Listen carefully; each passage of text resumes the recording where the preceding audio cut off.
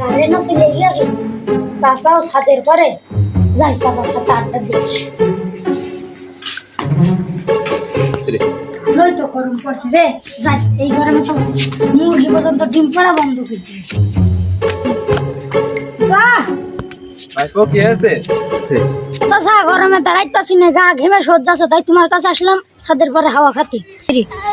তো ভাইস্তে আসো এখানে বসে আসো কি করা গরমও লাগছে চাচা তা আব্বা তো দোকানে গিয়েছে তা আছে টাছে নাকি ওইসব চিন্তা করতে হয় না বুঝলি, ওইসব আস্তে আস্তে বলতে হয়, ওইসব চিন্তা করতে হবে না, এইসব ব্যবস্থা করা তুমি এমনি আসো। তাহলে তোমার আর এক ভাইপো ডেকে আনি দুইজনে কি জন্মেন যায় তাহলে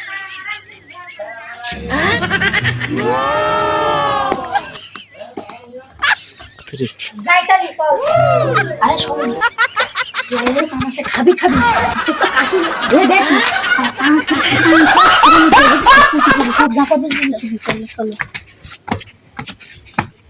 ঠান্ডা খুলে যা ওরে ভাইস্তে আইছি ওরা এসো তাহলে পাঠশালায় বসে আর কি করবো ভাইস্তে তুমিও ভালো করে ডল হয়ে যাও, আমারটা দেখেছে কিরম ফেসছে।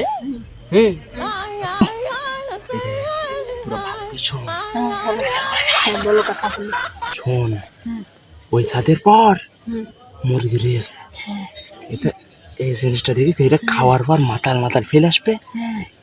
ওখানে যাবো সে মুরগি শুরু করতে। তাহলে চল খাওয়া শুরু করি। শোন শোন দাঁড়া দাঁড়া একটা বাড়ি মেরে হাতে দিবি শিখে দেবেন না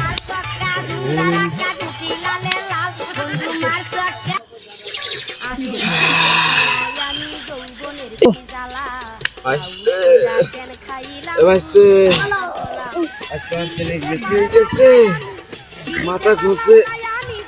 গান কার ফেল আসছে রে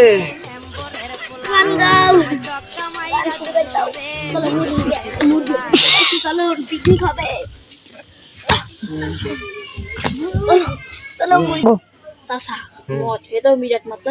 তুমি এককালে শিল্পী ছিল সেই শিল্পীর সে প্রেমিকার গানটা খাওয়া দিলি খাইলে ওই গানটা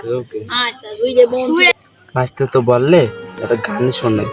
দুঃখের গান শুনলে কি করবো, তোমাদের চাচিরাও মরে গেছে বুঝলি। আচ্ছা জানি না কোথায় আছো তুমি কত দূরে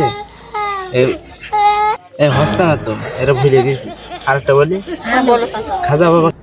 একদিন আমার বড় পীরে ডাকিয়া কয় খাজারে তোমার বদন কেন এত ম্লান, খাজা কয় পীরে রে দিন যায় না বাজা মাথা শোনো গান টান তো খাওয়া হইলো এখন বাড়ির দিকে চলো মুরগি তো আমার তো মনে ছিল না মাথাটা তো ঘুরছে তো মুরগি টুরগি তো খাওয়া হইলো যাই বাড়ির দিকে যাই ভাই তাই তোর চাষি মনে হয় খোঁজ দে বুঝলি যাই তাহলে বাড়ির দিকে যাই পারবো।